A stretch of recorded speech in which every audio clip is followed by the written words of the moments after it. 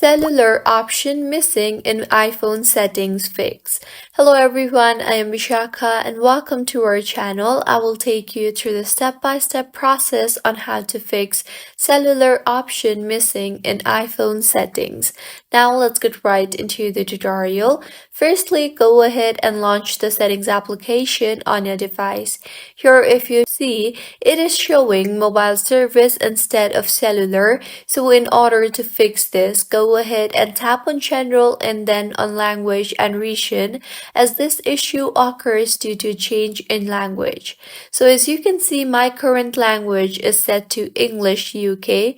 So go ahead and tap on the Add Language option and now either search for English US or simply scroll through and tap on the English US option.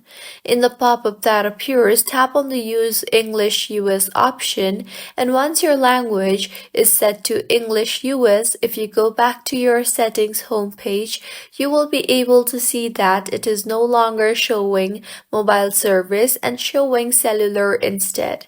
So this is how you can fix cellular option missing in iPhone settings. If you find this tutorial helpful, please make sure to like the video and do subscribe to our channel for more contents like this. Thank you for staying with us until the end.